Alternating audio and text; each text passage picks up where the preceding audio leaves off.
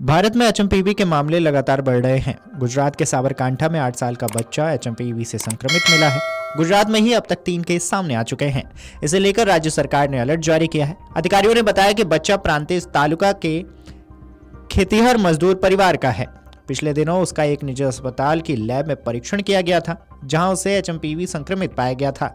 इसके बाद स्वास्थ्य अधिकारियों ने उसके रक्त के नमूनों को सरकारी प्रयोगशाला में जांच के लिए भेजा था। साबरकांठा जिला कलेक्टर ने कहा है कि हिम्मतनगर के निजी अस्पताल में भर्ती बच्चे को सरकारी प्रयोगशाला की रिपोर्ट में एचएमपीवी संक्रमित पाया गया है। उसका इलाज चल रहा है। बच्चे की हालत स्थिर है।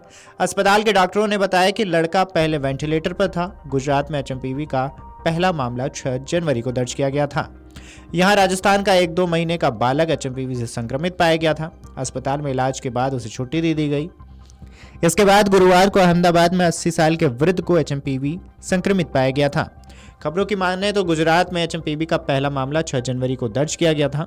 यहाँ एक अस्पताल में इलाज के बाद उसे छुट्टी दे दी गई थी। गुजरात को अहमदाबाद शहर में एक 80 वर्षीय व्यक्ति में भी वायरल संक्रमण की पुष्टि हुई थी। अस्थमा से पीड़ित इस मरीज का फिलहाल एक निजी अस्पताल में इलाज चल रहा है। 2001 में खोजा गया एचएमपीवी पैरामाइक्सोविरिडी परिवार से संबंधित है। यह रेस्पिरेटरी सिंसिटियल वायरस से बहुत करीब से संबंधित है। यह खांसने या छींकने से निकलने वाली सांस की बूंदों के साथ साथ दूषित सतहों को छूने या संक्रमित व्यक्तियों के सीधे संपर्क में आने से फैलता है। देश में एचएमपीवी के मामले सामने आने के बाद केंद्रीय स्वास्थ्य मंत्रालय भी अलर्ट मोड पर है। इसे लेकर राज्यों को सतत निगरानी और सतर्कता बरतने की सलाह दी गई है। 2 दिन पहले ही केंद्रीय स्वास्थ्य सचिव ने देश में श्वसन संबंधित बीमारियों और सार्वजनिक स्वास्थ्य उपायों के प्रबंधन की समीक्षा की थी।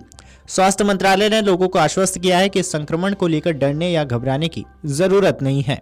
आपको बता दें कि बच्चों पर इसका असर इसलिए देखने को मिलता है, यानी कि एचएमपीवी का खतरा इसलिए ज्यादा होता है क्योंकि उनकी इम्यूनिटी पूरी तरह विकसित नहीं होती है और वयस्कों की तुलना में उनका इम्यून सिस्टम कमजोर होता है। इसलिए इनमें इन्फेक्शन का खतरा ज्यादा बढ़ जाता है। इस दौरान बच्चों को लेकर ज्यादा सतर्क रहने की जरूरत है। अगर बच्चों में खांसी, जुकाम या फ्लू जैसी कोई भी लक्षण नजर आए तो इसे हल्के में न लें, तुरंत डॉक्टर से जांच करवाएं। सामान्य लक्षणों की बात करें तो नाक बहना, नाक बंद होना और बुखार शामिल है। वहीं शिशु का चिड़चिड़ेपन होना, कम दूध पीने और सुस्ती भी देखी जा सकती है। गंभीर मामलों में निमोनिया हो सकता है, जिसके लक्षणों में घरघराहट, तेजी से सांस लेना, छाती का धंसना और त्वचा का नीला पड़ना शामिल है।